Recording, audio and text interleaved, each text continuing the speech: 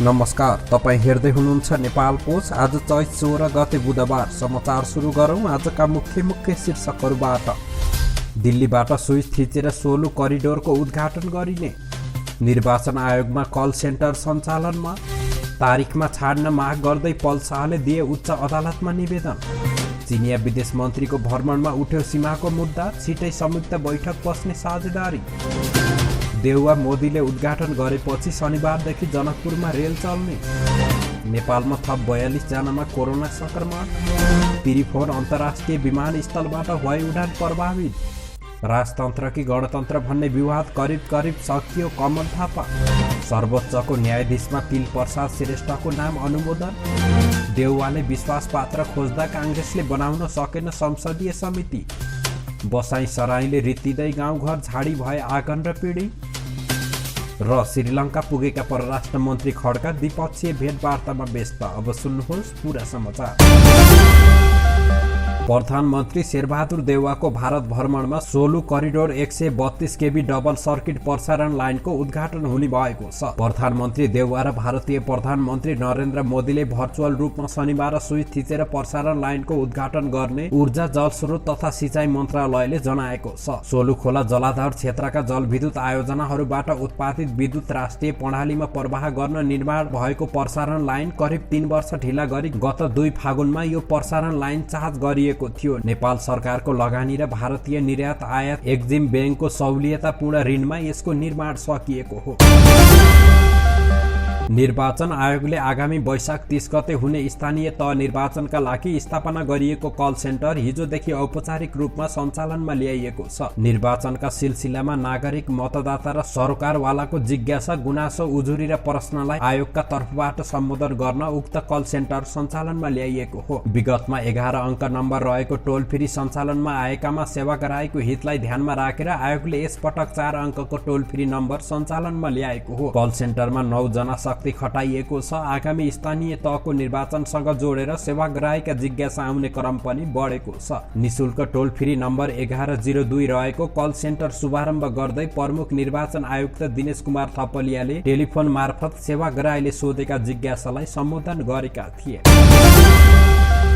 नाबालिका बलात्कार अभियोगमा पूर्वपक्षका लागि थुनामा पठाइएका अभिनेता पल शाहले जिल्ला अदालत तनहुँको आदेश विरुद्ध उच्च अदालत पोखरामा निवेदन दिएका छन्। आफूलाई पूर्वपक्षका लागि थुनामा पठाउने जिल्ला अदालत तनहुँको आदेश बदर गरी थुनामुक्त गर्न माग गर्दै शाहले हिजो मंगलबार निवेदन दिएका उच्च अदालत पोखरामा सूचना अधिकारी विष्णु प्रसाद आचार्यले जानकारी दिए। जिल्ला अदालत तनहुँले गरेको आदेश बेरितको रहेको भन्दै शाहले तारिखमा रिहा गर्न माग गरेको उनले बताएका छन्।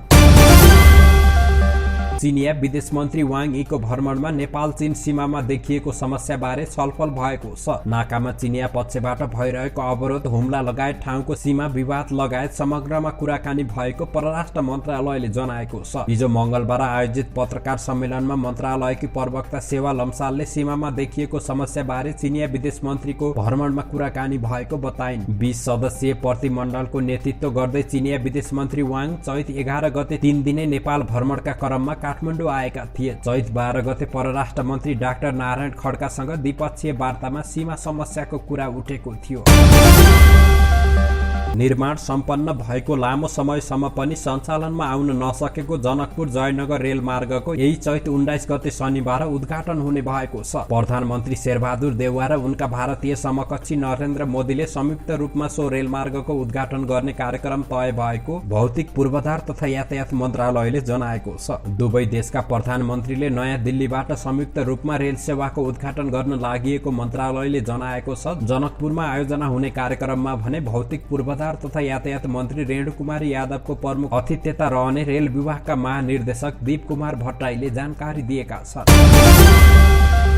नेपालमा थप 42 जनामा कोरोना संक्रमण पुष्टि भएको छ। देशभर कुल 4322 पीसीआर परीक्षणका क्रममा 30 जना र 1149 एन्टिजेन परीक्षणका क्रममा 12 जनामा कोरोना संक्रमण पुष्टि भएको स्वास्थ्य मन्त्रालयले जनाएको छ। त्यस्तै हिजो मंगलबार पनि कोरोनाका कारण कसैको पनि मृत्यु नभएको स्वास्थ्य मन्त्रालयले जनाएको छ। त्रिभुवन अन्तर्राष्ट्रिय विमानस्थलबाट हुने आन्तरिक तथा अन्तर्राष्ट्रिय उडान र अवतरण प्रभावित भएका छन्। सोमबारदेखि कम भिजिबिलिटी भएका कारण विमानस्थलको उडान तथा अवतरण प्रभावित भएको त्रिभुवन अन्तर्राष्ट्रिय विमानस्थल स्थित नागरिक उड्डयन प्राधिकरणले जनाएको छ। सोमबार बिहानैदेखि काठमाडौँको मौसम धुम्म भएका कारण आन्तरिक र अन्तर्राष्ट्रिय उडान र अवतरणमा समस्या भएको विमानस्थलका प्रवक्ता टेकनाथ सिटौलाले जानकारी दिए। मौसममा सुधार हुने बित्तिकै उडान र अवतरण नियमित हुने उनको भनाइ छ। भिजिबिलिटी कम हुँदा सोमबार दिउँसो पनि त्रिभुवन विमानस्थलबाट भएका उडान र अवतरणहरू प्रभावित भएका थिए। रापरपा नेपालका अध्यक्ष कमल थापाले राजतन्त्र कि गणतन्त्र भन्ने विवाद करिब सकिएको बताउनु भएको छ। चितवनको भरतपुरमा आयोजित पत्रकार सम्मेलनमा बोल्दै अध्यक्ष थापाले सुशासन र समृद्धिको मुख्य एजेन्डा लिएर आफूहरू पार्टी निर्माण गरेकाले अब राजतन्त्र कि गणतन्त्र भन्ने विवाद करिब सकिएको बताउनु भएको हो। अब राजतन्त्र कि गणतन्त्र भन्ने बहस करिब सकियो। उहाँले भन्नुभयो, अब राष्ट्रको ध्यान आर्थिक विकास र समृद्धितर्फ हुनुपर्छ। नेपालका राजनीतिक परिवर्तन भए पनि आर्थिक सुधार नहुँदा जनताको अवस्था उस्तै रहेको बताउनु भयो। आर्थिक समृद्धि बिना कुनै पनि राजनीतिक परिवर्तन दीर्घकालीन नहुने रहेछ भन्ने कुरा घाम जस्तै छर्लङ्ग भएकाले आफूहरू राजतन्त्र कि गणतन्त्र भन्ने विवादमा नलागेको प्रश्न पार्नुभयो। अब कुनै पनि राजनीतिक मुद्दामा अल्झिनु अर्थहीन रहेको भन्दै रापरपा नेपाल लोकतन्त्र, सनातन हिन्दू राष्ट्र, सुशासन र समृद्धिको एजेन्डा लिएर जनतामाझ पुगेको बताउनु भएको छ। संसदीय सुनुवाई समितिले सर्वोच्च अदालतको न्यायाधीशमा प्रस्तावित तिलप्रसाद श्रेष्ठको नाम अनुमोदन गरेको छ। हिजो मंगलबार सिंहदरबारमा बसेको समितिले बैठकले न्याय परिषदबाट प्रस्तावित सर्वोच्च अदालतका न्यायाधीश श्रेष्ठको नाम सर्वसम्मतिले अनुमोदन गरेको हो।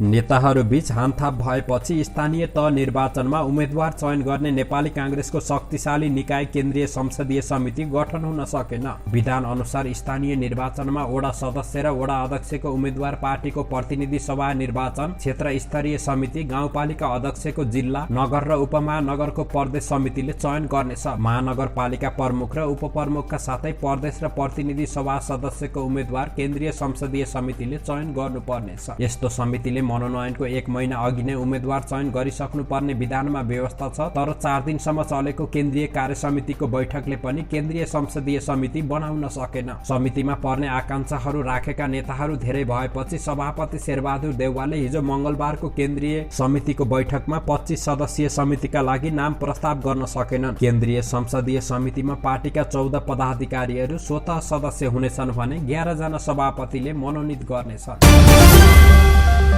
ढुङ्गाले छाएका घर, सल्लाका काठले बारेर चिटिक्कै पारिएका बार्तली, कौसी, फराकिला आँगन र काठबार लगाइएका पिँढी, घर नजिकै पानीको धारा, वरिपरि खेतबारी, उत्तरतर्फ आँगा लगाउँदा आँखामै ठोक्किन आउँछन् कि जस्ता हिम श्रृङ्खला। चारैतिर हरियाली, अजिङ्गरको भिर छिचोलेर गाउँमै पुगेको सडक र आवतजावत गरिरहने मोटर गाडी। यो शब्दचित्र म्याग्दीको रघुगङ्गा गाउँपालिका 4 दर्मिजा गाउँको हो। आफ्नै रीतिथिति र जीवनशैलीमा रमाएको मगर जातिको बहुल्यता रहेको यो गाउँ पछिल्लो समय बसाइ सराईका कारण उजाडिँदै गएको हो। गुद्रुममा परेको बस्तीमा रहेका 100 बढी घरमध्ये दर्जन बढी घरका ढोकामा ताल्चा मारिएको छ। घरका धुरी भत्किएका छन्। आँगन र पिँढीमा झाडी मौलाएको छ। खेतबारीमा बनमारा फस्टाएको छ। दर्मिजा मात्रै होइन, म्याग्दीका अधिकांश ग्रामीण क्षेत्रमा वैदेशिक रोजगारी, सेवा सुविधाका लागि ठूला सहर र जिल्ला बाहिर बसाइ सराई गर्नेको संख्या वात्तै बढेपछि ग्रामीण क्षेत्र खाली हुँदै गएका छन्।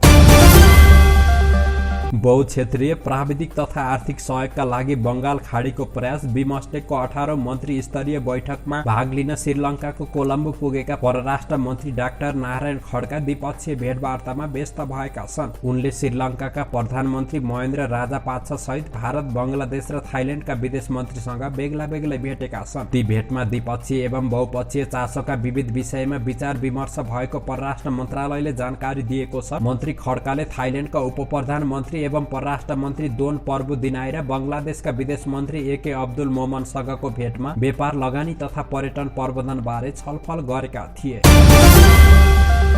धन्यवाद। यस्तै ताजा समाचारको लागि नेपाल पोस्ट हेर्दै गर्नुहोला।